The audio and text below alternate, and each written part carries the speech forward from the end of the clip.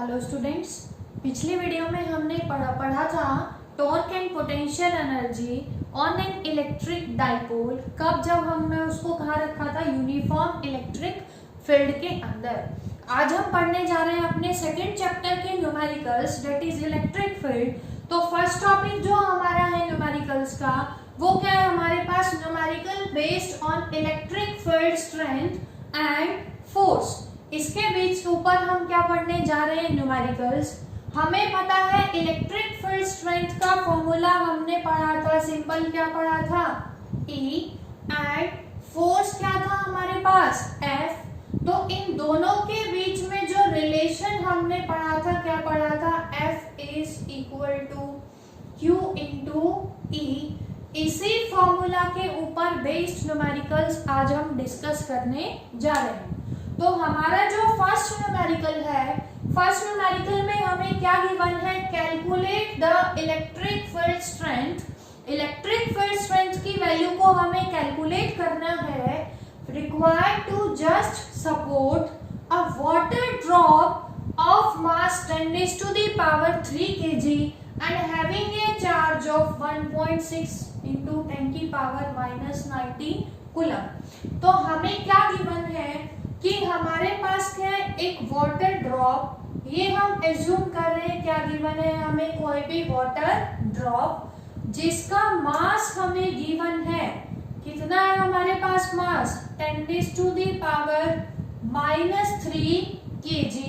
और water drop के ऊपर जो चार्ज है दैट इज Q, कितना गिवन है? 1.6 इंटू 10⁻⁻19 कूलम। अब क्वेश्चन के अंदर हमें गिवन है कि जो वाटर ड्रॉप है उसको सपोर्ट करने के लिए कितना इलेक्ट्रिक फील्ड स्ट्रेंथ लगाएं। इस लाइन का मतलब क्या है हमारे पास? कि जो वाटर ड्रॉप है वो हमारे पास किसके अंदर रहे? सपोर्ट का मतलब क्या है? अपनी इक्विलिब्रियम पोजीशन में रहे। तो हमारे पास देखो हमने क्या ली है, ये एक वाटर ड्रॉप। वाटर ड्रॉप जो हम लेने जा रहे हैं इसको हमें क्या रखना है? एज इट इज होल्ड रखना है। तो देखो ध्यान से, ये हमने लिया वाटर ड्रॉप। वाटर ड्रॉप का मास हमें गिवन है कितना है? हमें पता है हर ऑब्जेक्ट अपने वेट की वजह से किधर लगाएगा? डाउनवर्ड फोर्स एक्सर्ट करता है। और वो किसके बराबर होता है? Gravitational force is equal to its weight. Similarly यहाँ पे जो वाटर ड्रॉपलेट है ये भी क्या करेगी? अपने वेट की वजह से डाउनवर्ड डायरेक्शन में फोर्स एक्सर्ट करेगी, which is equal to mg। अब जो इलेक्ट्रिक फील्ड हमें चाहिए इसको सपोर्ट करने के लिए, उसको हम मान लेते हैं कितना? E। तो let the electric field required to support water drop is E। उस इलेक्ट्रिक फील्ड को हमने कितना मान लिया? E। हम सपोज देखो हमें क्या करना है? वाटर ड्रॉप को सपोर्ट करना है। हमें कंडीशन पता है कोई भी ऑब्जेक्ट अपनी उसी पोजीशन में कब रहेगा? जितना उसके ऊपर डाउनवर्ड फोर्स लग रहा है उतना ही कहाँ लगे? किसकी वजह से? अपवर्ड फोर्स लगेगा। अब डाउनवर्ड फोर्स तो वाटर की जो ड्रॉपलेट है किसकी वजह से लगा रही है? अपने वेट की वजह से। अगर फोर्स जो है इलेक्ट्रिक फील्ड उसके ऊपर अपवर्ड डायरेक्शन में लगा दे और दोनों फोर्स क्या हो? अगर इक्वल और अपोजिट, तो वाटर ड्रॉप क्या रहेगी? As it is. तो कंडीशन क्या है हमारे पास?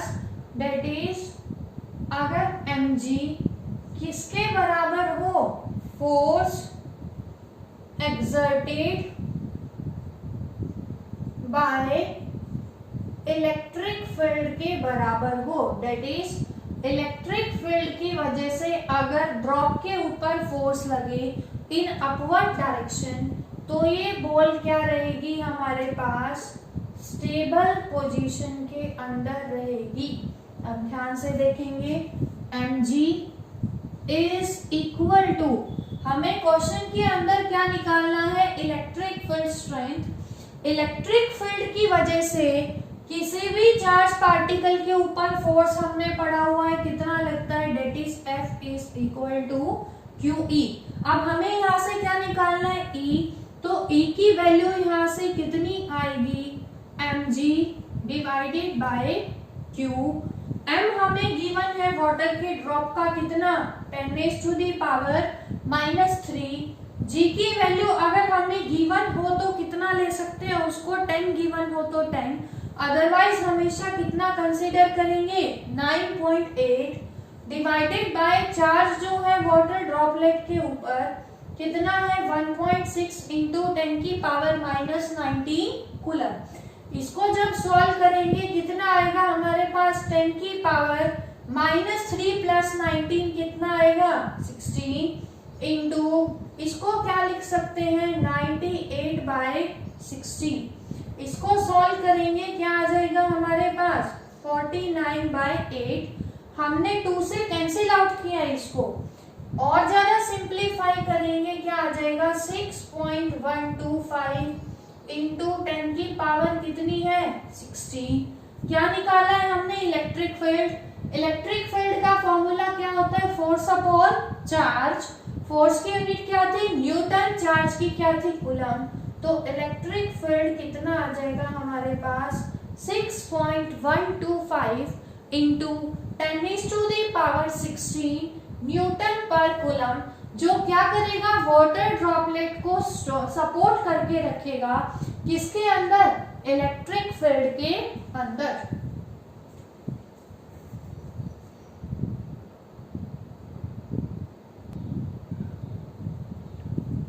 अब नेक्स्ट क्वेश्चन जो हम पढ़ने जा रहे हैं इसी टॉपिक के ऊपर बेस्ड, एनसीईआरटी का क्वेश्चन है, बहुत ही इंपॉर्टेंट है। तो सेकंड क्वेश्चन देखो क्या है हमारे पास, an electron falls through a distance of 1.5 centimeter in a uniform electric field of magnitude 2 into 10⁻⁴ Newton per coulomb as shown in the figure। First जो फिगर है उसके अंदर हमें क्या दिखा रखा है कि जो इलेक्ट्रॉन है वो कितनी डिस्टेंस से आ रहा है, 1.5 सेंटीमीटर से। तो इसका मतलब ये जो डिस्टेंस हमें गिवन है फर्स्ट फिगर के अंदर किसको रिप्रेजेंट कर रहा है, 1.5 सेंटीमीटर को। कहाँ पे, यूनिफॉर्म इलेक्ट्रिक फील्ड में। इलेक्ट्रिक फील्ड की डायरेक्शन हमें दिखा रखी है फ्रॉम पॉजिटिव टू नेगेटिव, जिसका मैग्नीट्यूड हमें गिवन है as shown in the figure. अब इलेक्ट्रॉन फॉल हो रहा है डाउनवर्ड डायरेक्शन में, क्यों हो रहा है, क्योंकि इलेक्ट्रॉन के ऊपर चार्ज कैसा है, नेगेटिव। फील्ड लाइन कहाँ से जाती है, फ्रॉम पॉजिटिव टू नेगेटिव। तो पॉजिटिव प्लेट की तरफ कौन होगा, एक्सेलरेट होगा, कौन, इलेक्ट्रॉन। अब उसके लिए हमें क्या करना होगा, उसके बाद देखो हमसे सेकंड पार्ट में पूछा हुआ है, सेकंड केस में, if direction of field is reversed. इसका मतलब यहाँ पे क्या हो गया, पॉजिटिव, और यहाँ क्या हो गया हमारे पास सेकंड केस में नेगेटिव। फील्ड की डायरेक्शन को हमने क्या कर दिया, रिवर्स। और जो इलेक्ट्रॉन है उसकी जगह क्या आ गया, proton. Falls through the same distance, तो ये डिस्टेंस भी कितनी है हमारे पास, 1.5 सेंटीमीटर। हमें क्या निकालना है, compare the time of fall in each case. दोनों केसेस में जो फॉल का टाइम होगा, नीचे आने का टाइम होगा, उसको हमें निकालना है। फिर दोनों को क्या करेंगे, कंपेयर करेंगे। तो हमारे पास देखो क्या आएगा, सबसे पहले हमें गिवन है क्वेश्चन के अंदर डिस्टेंस। तो यहाँ पे सॉल्यूशन हम करने जा रहे हैं। इसका डिस्टेंस हमारे पास कितनी है, 1.5 सेंटीमीटर। इसको एसआई सिस्टम में कन्वर्ट कर लेंगे, कितना आ जाएगा, 1.5 इंटू 10⁻⁻² मीटर। उसके बाद क्या गिवन है, इलेक्ट्रिक फील्ड की strength E is equal to 2 into 10⁻⁴ newton per coulomb. अब ये कह रहा है कि जो इलेक्ट्रॉन है वो देखो क्या होगा, फॉल होगा। फ्री फॉल के केस में क्या होता है, हमेशा हमने पढ़ा हुआ है, इनिशियल वेलोसिटी कितनी होगी, 0। कब, जब क्या होगा हमारे पास फ्री फॉल। उसके बाद इलेक्ट्रॉन s डिस्टेंस कवर करके s कितना है 1.5 सेंटीमीटर फॉल हो रहा है किसके अंदर, किसी इलेक्ट्रिक फील्ड के अंदर। तो डिस्टेंस ट्रेवल्ड की क्या करेंगे, इक्वेशन क्या होती है in terms of time. From equation of motion हमने पढ़ा हुआ है s is equal to ut plus half at square. हमें क्या निकालना है, टाइम ऑफ फॉल यहाँ से। तो s is equal to u कितना है हमारे पास 0 into t plus half a t square. यहां से किसकी वैल्यू निकालेंगे, टाइम की। तो s किसके बराबर आएगा, हाफ a t स्क्वायर, और t स्क्वायर किसके बराबर आ जाएगा 2s बाय a। हमें क्या निकालना है, time under root 2s by a। तो टाइम ऑफ फॉल का फॉर्मूला हमने क्या निकाल लिया, under root 2s by a। अब a क्या है यहाँ पे, एक्सेलरेशन प्रोड्यूस्ड। अब देखो क्या होगा, इलेक्ट्रॉन का जो मोशन है जब वो फॉल होगा इलेक्ट्रिक फील्ड के अंदर, कैसा मोशन होगा, एक्सेलरेटेड मोशन होगा। दूसरा, इलेक्ट्रिक फील्ड इलेक्ट्रॉन के ऊपर क्या लगाएगा, फोर्स। तो हमने पढ़ा हुआ है, इसको मान लेते हैं इक्वेशन नंबर 1। F किसके बराबर पढ़ा हुआ है हमने, एक्सेलरेटेड मोशन के केस में ma। दूसरा, इलेक्ट्रिक फील्ड की वजह से चार्ज पार्टिकल के ऊपर फोर्स कितना लगता है, QE। दोनों क्या है, फोर्स। तो दोनों क्या आ जाएंगे, एक दूसरे के equal, that is ma is equal to Q into E। हमें किसकी वैल्यू चाहिए यहाँ से, accelerated motion that is acceleration की वैल्यू कितनी आएगी, QE डिवाइडेड बाय m। इसको पुट करेंगे हम किस केस में, फर्स्ट केस में। तो पुट इन 1 टाइम t1 मान लेते हैं, किस केस का, फर्स्ट केस का टाइम कितना ले लिया, t1 अंडर रूट 2। डिस्टेंस दोनों में क्या है, सेम, s ही रखेंगे, डिवाइडेड बाय a की वैल्यू कितनी है, q। q क्या है, चार्ज। T1 किसका टाइम है, इलेक्ट्रॉन का, तो चार्ज भी किसका लेंगे, इलेक्ट्रॉन का। इलेक्ट्रिक फील्ड की वैल्यू क्या है, कांस्टेंट, डिवाइडेड बाय m। किसका मास आएगा, फर्स्ट केस है तो इलेक्ट्रॉन का। वैल्यूज पुट करेंगे यहाँ पे, अंडर रूट 2। s की वैल्यू कितनी है हमारे पास, 1.5 इंटू 10⁻⁻²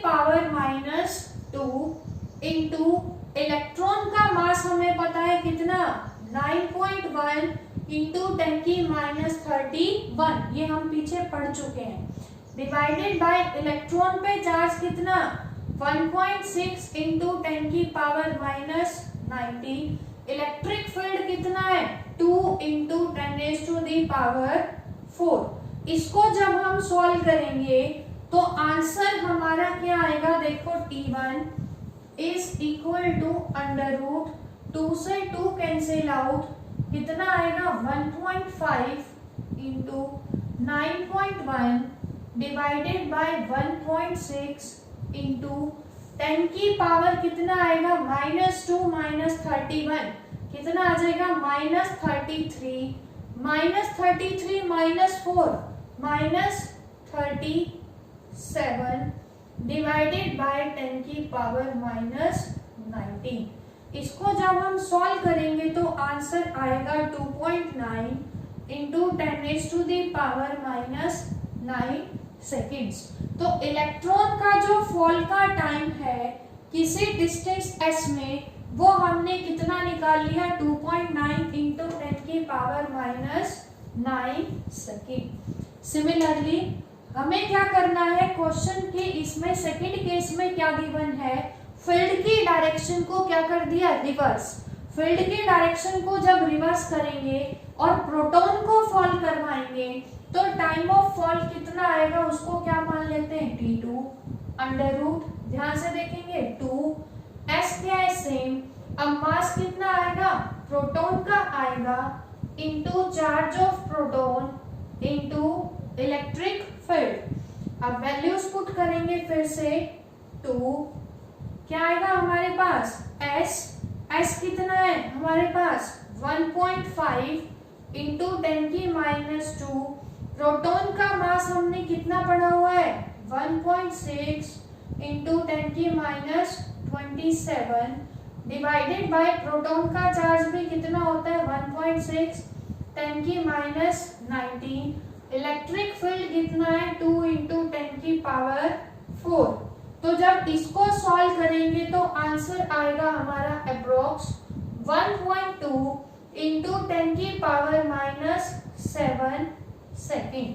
तो ये जो टाइम आया हमारा किसका टाइम आया प्रोटॉन का टाइम आया।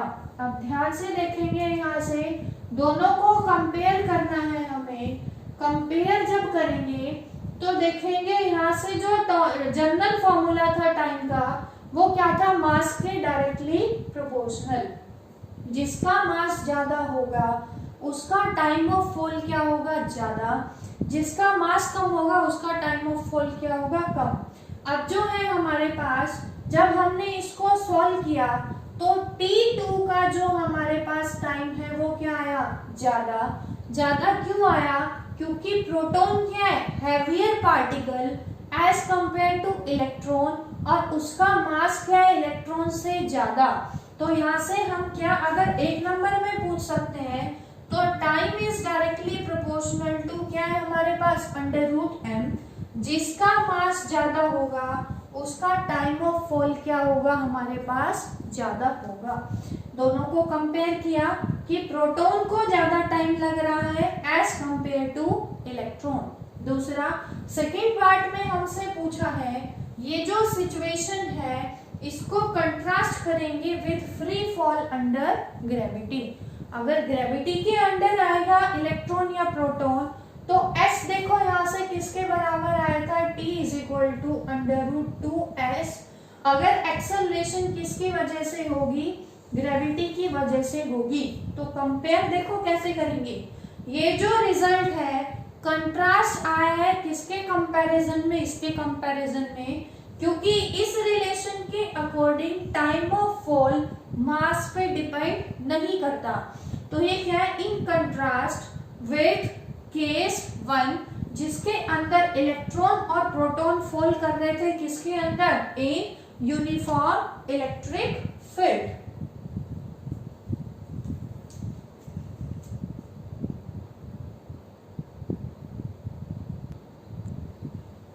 अब नेक्स्ट जो हम टाइप पढ़ने जा रहे हैं न्यूमेरिकल्स की वो क्या है हमारे पास numericals based on electric field due to a point charge.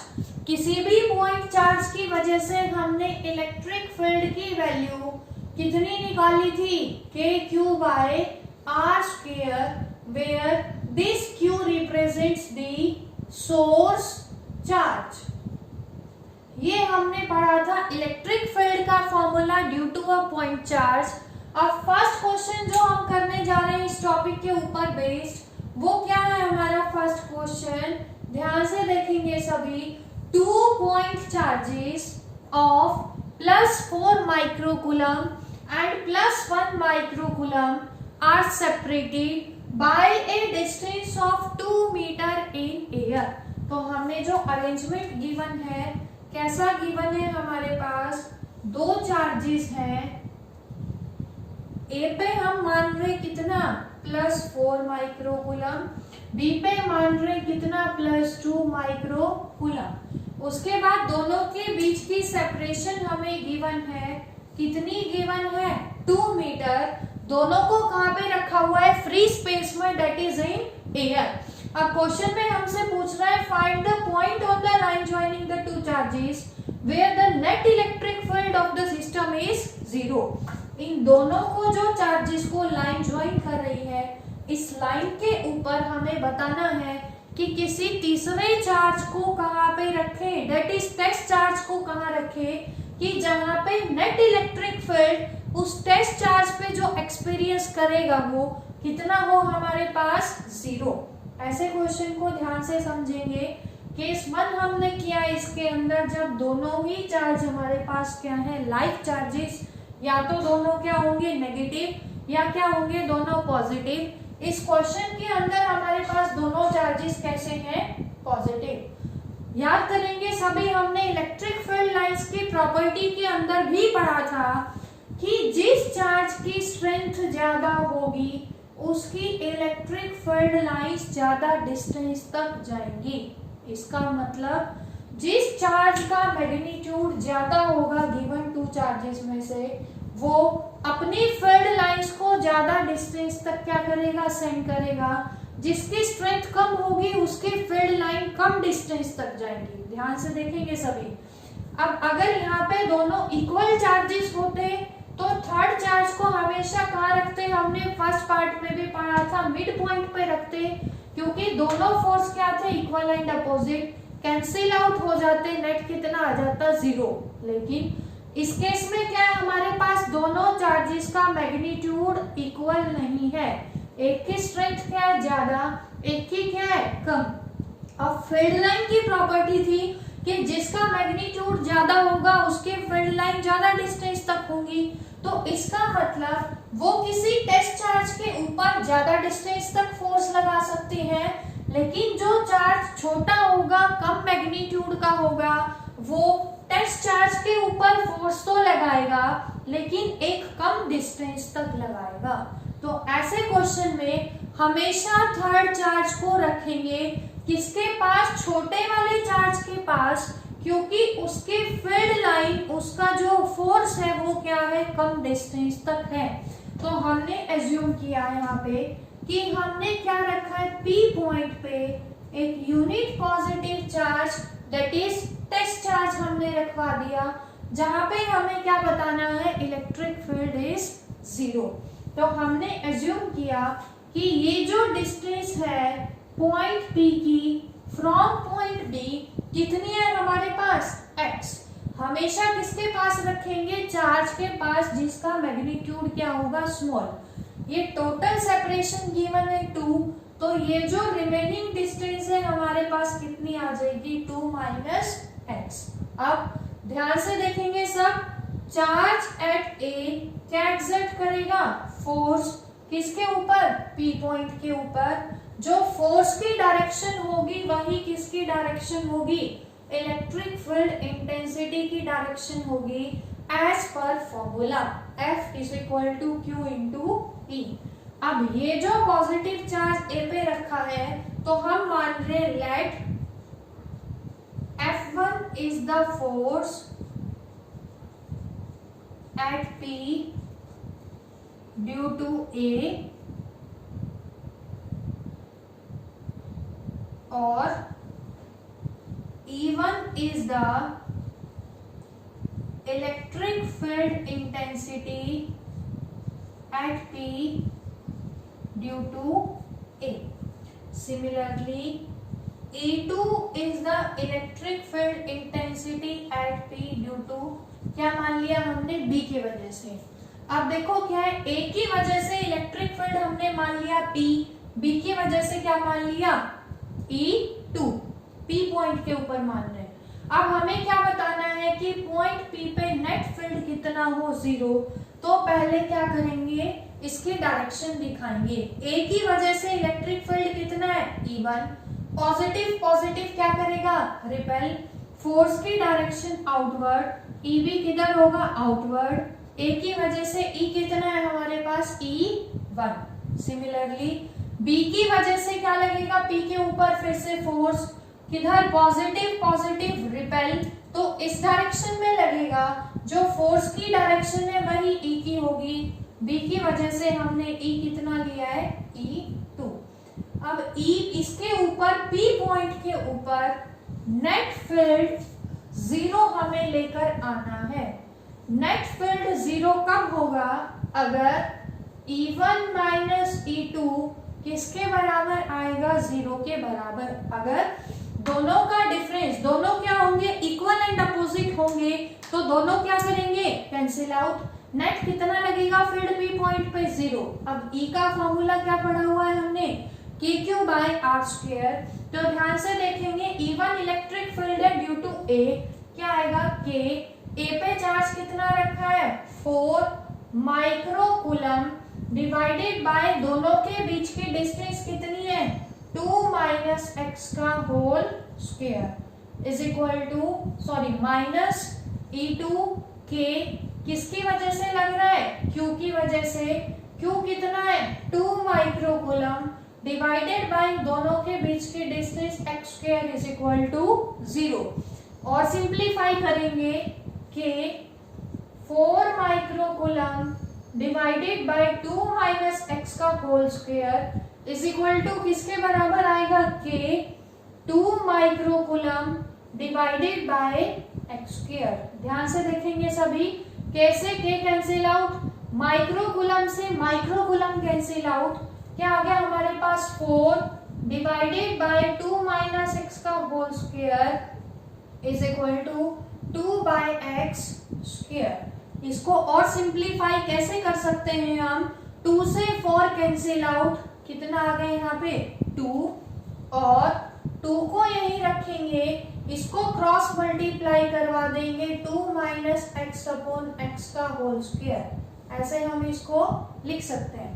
तो क्या करेंगे उसके बाद इसको और सिंप्लीफाई करने जा रहे हैं हम। इसको जब सिंप्लीफाई करेंगे तो हमारे पास कितना आएगा आंसर देखो, हमने 2 से 4 कैंसिल आउट किया, 4 किस पे रखा था a पे, यहाँ कितना रखा था 2, यहाँ पे बचे चार्ज हमारे पास 2 नहीं है, कितना है 1 माइक्रोकूलम का है, तो यहाँ पे कितना आएगा 1 माइक्रोकूलम, ये भी कितना हो जाएगा 1, यहाँ पे भी कितना आ जाएगा 1, तो ये 4 कैंसिल आउट नहीं होगा, क्या रहेगा हमारे पास 4, that is 4 is equal to 2 minus x upon x का होल स्क्वायर। हमने क्या ले लिया था यहाँ पे 2 माइक्रोकूलम।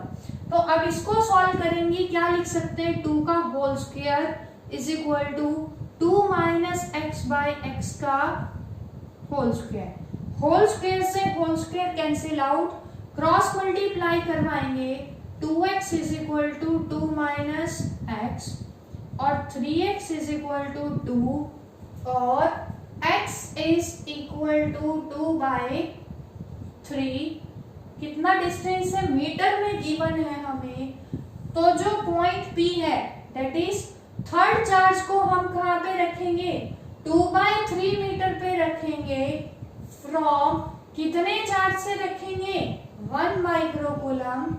एंड अगर क्वेश्चन में हमसे पूछ रहा है कि 4 माइक्रोकूलम से डिस्टेंस कितनी होगी, तो कितनी है डिस्टेंस 2 माइनस एक्स, एक्स कितना है 2/3, सॉल्व करेंगे कितना आएगा 4/3 मीटर फ्रॉम ए, तो बी से तो रखेंगे 2/3 मीटर पे, ए से रखेंगे 4/3 मीटर पे।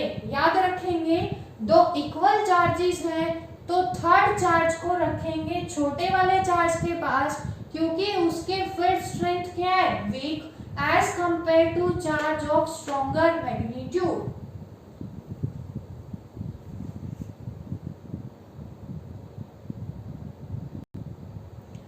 इसी टाइप का नेक्स्ट क्वेश्चन हम करने जा रहे हैं। अब जैसे कि फर्स्ट क्वेश्चन में हमने इस टाइप के अंदर डिस्कस किया था कि दोनों चार्जेस हमारे पास कैसे थे like charges that is positive, तो थर्ड चार्ज को हमने रखा था उन दोनों के बीच में, कहाँ पे किसके पास रखा था उस चार्ज के पास जिसका मैग्नीट्यूड क्या है हमारे पास कम। अब बात आती है कि हमारे पास अगर दोनों चार्जेस क्या हो एक पॉजिटिव और एक नेगेटिव, तो थर्ड चार्ज को कहाँ पे रखेंगे। तो क्वेश्चन देखो क्या है, 2 point charges of +16 microcoulomb and -9 microcoulomb are placed 8 centimeter apart in air.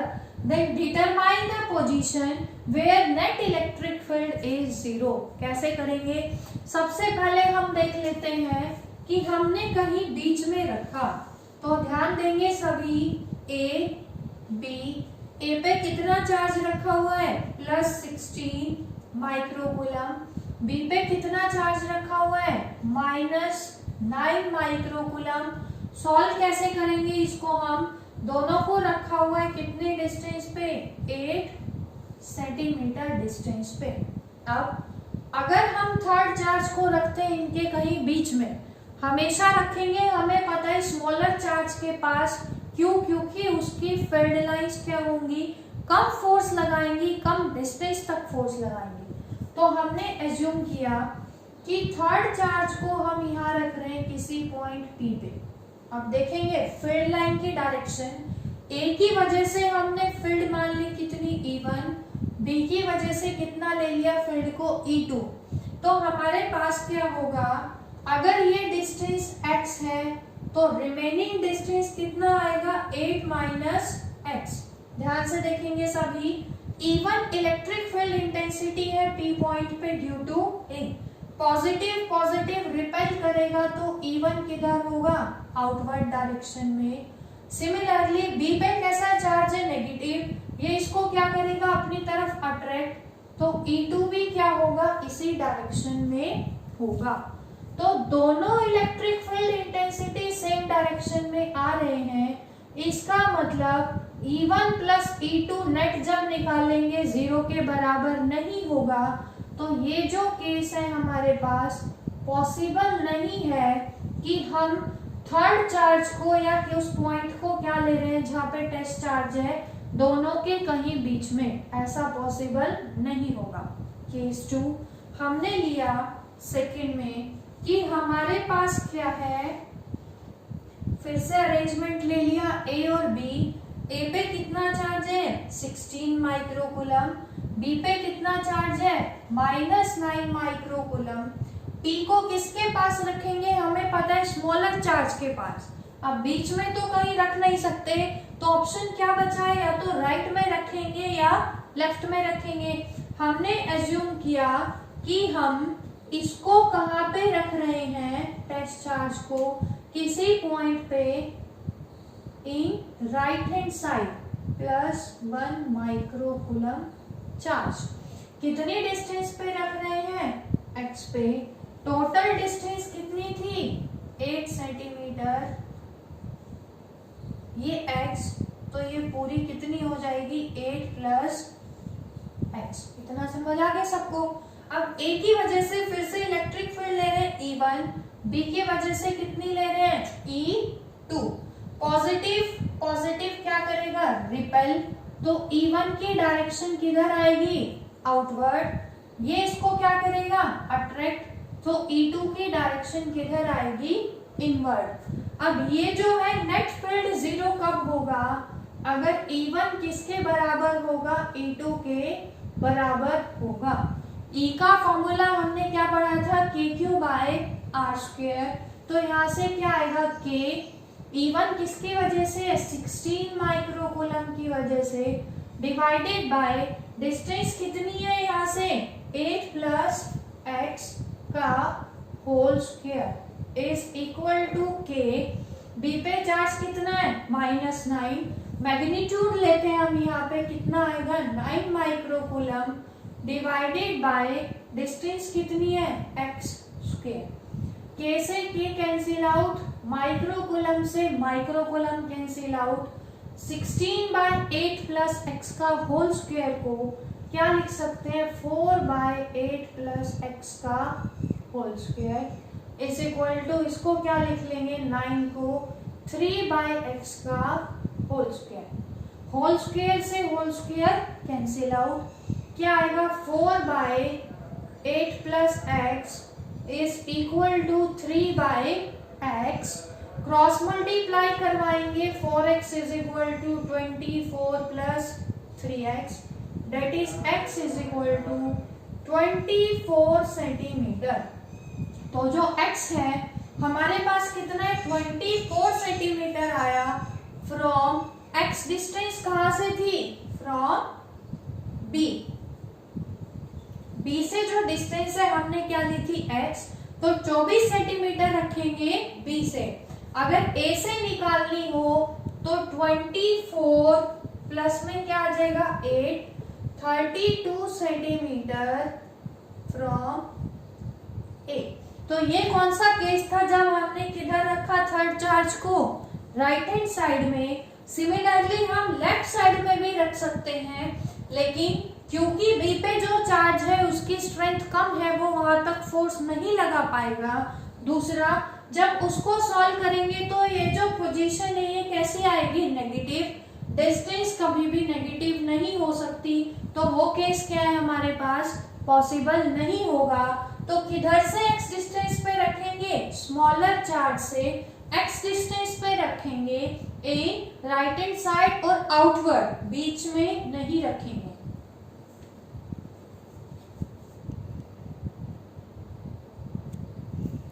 Third question जो इस टाइप के अंदर हम पढ़ने जा रहे हैं वो क्या है हमारा, कि हमारे पास चार चार्जेस हमें गिवन है, that is q, q minus q and minus q are placed at the four corners a b c d of a square of side a, then calculate the net electric field at the center of the square। तो सबसे पहले जो हमें arrangement given है, हम diagram बनाने जा रहे हैं कि जो हमें गिवन है वो क्या है, हमारे पास एक स्क्वायर, स्क्वायर के हमने फोर वर्टिसेस गिवन है A B C D. Charges कैसे गिवन है हमें, प्लस क्यू, दूसरा भी क्या है plus Q, minus Q and minus Q. हमें नेट इलेक्ट्रिक फील्ड निकालना है कहाँ पे, सेंटर ऑफ द स्क्वायर पे। तो हमने क्या किया, दोनों डायगोनल को मिलाया।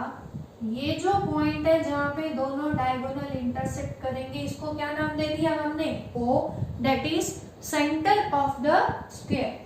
अब स्क्वायर के अंदर हमें पता है ये सभी राइट हैंड साइड क्या है, सभी साइड्स क्या है, at right angle to each other. ये क्या है, इसके परपेंडिकुलर, तो ये सभी क्या है, परपेंडिकुलर टू ईच अदर। तो अब हमें क्या निकालना है, नेट इलेक्ट्रिक फील्ड निकालना है। तो फिर से यहाँ पे कितना चार्ज रखेंगे सेंटर पे, +1 कूलम का चार्ज रखेंगे, जहां पे हमें नेट फील्ड निकालना है। अब देखेंगे फिर से, ए की वजह से हम इलेक्ट्रिक फील्ड मान लेते हैं कितना, E1, बी की वजह से नेट इलेक्ट्रिक फील्ड सेंटर पे मान लेते हैं कितना, E2, डीसी की वजह से मान लेते हैं E3, लास्ट डी की वजह से क्या मान लेते हैं, E4। अब हमने पढ़ा हुआ है कि यहाँ पे हमें निकालना है, तो E का फॉर्मूला हमने क्या पढ़ा था, E = KQ/R²। तो हमें क्या पता होना चाहिए, OA की वैल्यू, दूसरा OB, OC एंड OD की सभी वैल्यूज ये हमें पता होनी चाहिए। मैथ्स के अंदर हमने पढ़ा हुआ है 10th क्लास में कि जो हमारे पास डायगोनल ऑफ स्क्वायर, स्क्वायर का जो डायगोनल होता है वो क्या होता है, √2 multiplied by side of square. √2 times किसका, स्क्वायर की साइड का। तो डायगोनल कितना आ जाएगा यहाँ से हमारे पास, √2, साइड ऑफ स्क्वायर हमें कितनी गिवन है, सभी ए, सभी साइड्स गिवन है किसके बराबर, ए के बराबर। तो इसको हम मान लेंगे इक्वेशन नंबर 1। अब ध्यान से देखेंगे, ए की वजह से इलेक्ट्रिक फील्ड लग रहा है कितना, E1, पॉजिटिव, पॉजिटिव क्या करेगा, रिपेल, तो E1 किधर लगेगा, आउटवर्ड डायरेक्शन में। सिमिलरली बी की वजह से कितना लगेगा, E2, फिर से पॉजिटिव पॉजिटिव रिपेल, रिपेल करेगा तो किधर लगेगा, आउटवर्ड में। सिमिलरली सी की वजह से कितना लग रहा है, E3, नेगेटिव पॉजिटिव को क्या करेगा, अपनी तरफ अट्रैक्ट, तो E3 की डायरेक्शन क्या होगी, इसी तरफ। सिमिलरली ये भी कैसा है, नेगेटिव, ये भी क्या करेगा, इसको अट्रैक्ट, इसकी वजह से इलेक्ट्रिक फील्ड कितना है हमारे पास, E4। अब ध्यान से देखेंगे सभी, E1 और E3 क्या है हमारे पास, सेम डायरेक्शन में, E1 and E3 are in same direction, same में है तो नेट इलेक्ट्रिक फील्ड क्या होगा, ऐड होगा, उसको मान लेते हैं let net of E1 and E3 is E'। दोनों के नेट को हमने क्या मान लिया, E'। तो E डैश की वैल्यू कितनी आएगी यहाँ से, E1 प्लस E3। अब ध्यान से देखेंगे सभी, स्क्वायर का डायगोनल हमें पता है कितना, √2a। तो ये जो डिस्टेंस है सभी, OA is equal to OB is equal to OC is equal to OD, ये क्या आएंगी, पूरे डायगोनल का क्या है ये, हाफ, दैट इज √2a/2 और a/√2। तो इन सभी साइड्स की वैल्यू हमें क्या पता चल गई, a/√2। तो क्या आएगा हमारे पास, E1 दैट इज KQ/r², कितना आएगा, KQ/r² कितना है, a/√2 का स्क्वायर, प्लस E3 को भी ऐड करेंगे, कितना आएगा, KQ/a/√2 का स्क्वायर। सॉल्व करोगे कितना आएगा इसको, 4KQ/a²। इसको हम मानने जा रहे हैं इक्वेशन नंबर 2। उसके बाद हम क्या मान लेते हैं, let E" is net of E2 and E4। अब देखो E2 और E4 भी किधर जा रहे हैं, सेम में, तो इनका नेट भी क्या होगा, ऐड हो जाएगा। और उसको क्या ले लिया हमने, E", तो किसके बराबर आएगा, E2 प्लस E4। E2 की वैल्यू बोलेंगे फिर से कितनी आएगी, KQ/a/√2 का स्क्वायर प्लस KQ/a/√2 का स्क्वायर। फिर से सॉल्व करेंगे, कितना आएगा, 4KQ/a²। इसको मान लेंगे इक्वेशन नंबर 3। अब इनका जो रिजल्टेंट है उसको हमने क्या मान लिया, E'। इसके रिजल्टेंट को हमने क्या मान लिया, E'। अब दोनों का नेट क्या आएगा, स्क्वायर के अंदर देखो एंगल कितना है ये, 90 डिग्री। इनका रिजल्टेंट हम मान लेते हैं कितना, E, जो कहाँ होगा, इनके बीच में। तो let E is the resultant of E' and E', इन दोनों का रिजल्टेंट। देखो ये पूरा एंगल कितना होगा, 360। ये कितना बच गया हमारे पास, 90। तो ये क्या आएगा हमारे पास, पैरेललोग्राम लॉ के अंदर हमने पढ़ा हुआ है, resultant is equal to √a²। A कौन है हमारा, E' का स्क्वायर प्लस E" का square plus 2E' cos of, दोनों के बीच में एंगल कितना है यहाँ पे, 90 डिग्री। कॉस 90 कितना आ जाएगा, 0। तो E किसके बराबर आएगा, √E' का होल स्क्वायर, कितना आएगा, 16K²Q²/a⁴ प्लस B का स्क्वायर कितना आएगा, 16K²Q²/a⁴ प्लस cos 90 कितना आ जाएगा, 0। इसको सॉल्व करोगे तो a कितना आएगा हमारे पास, यहाँ से सॉल्व करने पे KQ/a², अंडर रूट से बाहर ले आए, अंदर क्या बचेगा हमारे पास, 32। तो ये क्या आ गया हमारे पास, नेट इलेक्ट्रिक फील्ड, जो कहाँ पे लग रहा है, at the centre of the square.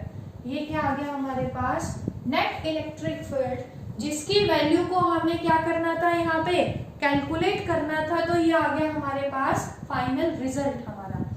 अब नेक्स्ट क्वेश्चन हमारा है,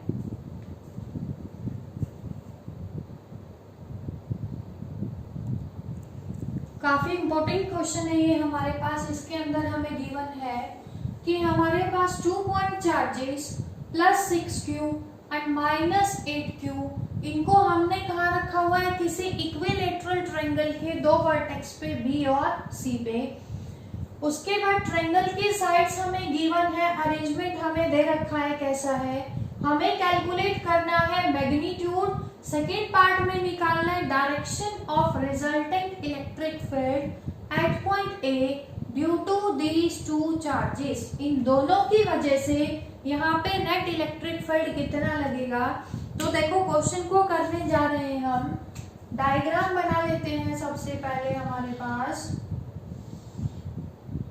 हमें गिवन है ए बी सी, ए पे चार्ज रखा है हमारे पास +6Q, बी पे सी पे रखा है -8Q, साइड हमें गिवन है ए पॉइंट पे हमें निकालना है। तो जैसा हमें पता है कि ए पॉइंट पे जहां पे हमें निकालना है कितना चार्ज रखेंगे, +1 कूलम का चार्ज रखेंगे। दोनों की वजह से नेट कितना लग रहा है इलेक्ट्रिक फील्ड हमें कैलकुलेट करना है। कैसे करेंगे इसको ध्यान से देखें सभी। ये कैसा चार्ज है, पॉजिटिव, पॉजिटिव को क्या करेगा, रिपेल। तो इसकी वजह से इलेक्ट्रिक फील्ड हमने मान ली बी की वजह से E1 आउटवर्ड में लगेगी। तो ये क्या आ गई हमारे पास E1।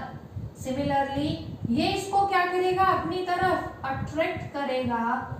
इसकी वजह से इलेक्ट्रिक फील्ड को मान लेते हैं कितना, E2। तो ये किसकी डायरेक्शन आ गई हमारे पास, E2 की डायरेक्शन। अब इक्विलैटरल ट्रायंगल है तो ये एंगल कितना, 60 डिग्री। सभी एंगल्स कितने हैं हमारे पास, 60 डिग्री। तो यहाँ से हम निकाल लेते हैं E1 की वैल्यू। E1 की वैल्यू कितनी आएगी, K, Q कितनी वजह से लग रहा है, 6Q की वजह से, डिवाइडेड बाय दोनों के बीच की डिस्टेंस का स्क्वायर कितना आएगा हमारे पास, A का स्क्वायर। सिमिलरली E2 की वैल्यू कितनी आएगी, K किसकी वजह से लग रहा है, 8Q की वजह से, डिवाइडेड बाय A स्क्वायर। ये आ गई हमारे पास इक्वेशन नंबर 2। अब इन दोनों का हमें क्या निकालना है, नेट रिजल्टेंट निकालना है। तो कैसे निकालेंगे, पैरेललोग्राम लॉ से हमने पढ़ा हुआ है, इनका जो रिजल्टेंट होगा इनके कहीं बीच में होगा, उसको हमने क्या मान लिया, E। तो हम यहाँ पे पैरेललोग्राम लॉ लगाने जा रहे हैं। ये जो लीनियर लाइन है टोटल एंगल कितना होगा, 180। ये 60, तो ये जो एंगल है हमारे पास E1 और E2 के बीच में कितना बच गया, 120 डिग्री। तो हमने E क्या मान लिया, E is net resultant of E1 and E2। तो E की वैल्यू कितनी आएगी पैरेललोग्राम लॉ से, √E1 का square K 6Q divided by A square का स्क्वायर प्लस E2 का square K 8Q by A square का square plus 2K 6Q by A square multiplied by K 8Q by A square cos of angle between E1 and E2। Angle कितना है हमारे पास, 120 degree. cos 120 की value हमें याद होनी चाहिए, कितनी होती है, -1/2। इसको और सिंप्लीफाई करेंगे, सभी के अंदर से KQ बाय A स्क्वायर को कॉमन लेंगे, स्क्वायर रूट से भाग लाएंगे, तो क्या आ जाएगा, KQ बाय A स्क्वायर। 6 का स्क्वायर 36, 8 का स्क्वायर आएगा हमारे पास 64 प्लस 2 6 8 कितना आएगा हमारे पास, इसको सॉल्व करेंगे 2 8 6 48 cos 120 -1/2। 2 से 2 कैंसिल आउट, इसको जब सॉल्व करेंगे क्या आएगा, KQ बाय A स्क्वायर √52। ये क्या आ गया हमारे पास, नेट इलेक्ट्रिक फील्ड इंटेंसिटी। कहाँ पे, जो कहाँ लग रही है, किसी पॉइंट A पे वर्टेक्स पे, उसका मैग्नीट्यूड। अब डायरेक्शन के लिए निकालेंगे। 11th क्लास में हमने पढ़ा हुआ है हमारे पास parallelogram law of vector addition. क्या पढ़ा हुआ है हमने उसके अंदर कि अगर हमारे पास दो वेक्टर हैं, वेक्टर ए, दूसरा क्या है vector B, represented in magnitude as well as direction by the two adjacent sides of a parallelogram, then their resultant is represented in direction and magnitude by the diagonal। ये हमने पढ़ा हुआ है। अब अगर ये वेक्टर b तो ये भी कितना होगा वेक्टर b। ये क्या है हमारे पास रिजल्टेंट, वेक्टर b और a इंक्लाइन थे किसी एंगल थीटा पे, तो ये एंगल भी कितना पढ़ा हुआ है हमने थीटा। ये जो हमने निकाला था यहाँ से परपेंडिकुलर डिस्टेंस ड्रॉ की हमने, तो ये इसको सॉल्व किया था हमने, कितना आया था b cos थीटा, इसको सॉल्व किया था क्या आया था b sin थीटा। उसके बाद हमने क्या एज्यूम किया था 11th क्लास में कि अगर रिजल्टेंट बीटा एंगल बना रहा है किसके साथ a के साथ, तो जो इसकी डायरेक्शन थी डेट इज टेंजेंट बीटा किसके बराबर था b sin theta divided by a plus b cos of theta. तो कैसे किया हमने यहाँ पे, टेंजेंट बीटा किसके बराबर आया b sin theta upon a plus b cos theta. Beta किसके साथ का एंगल था वेक्टर a के साथ का। अब डायरेक्शन को निकालने के लिए हम यहाँ पे एज्यूम कर रहे हैं let net electric field intensity makes angle beta with E2। E2 के साथ कितना एंगल बना रही है वो बीटा। तो डायरेक्शन कैसे आएगी इस फॉर्मूले से, ध्यान से देखेंगे सभी।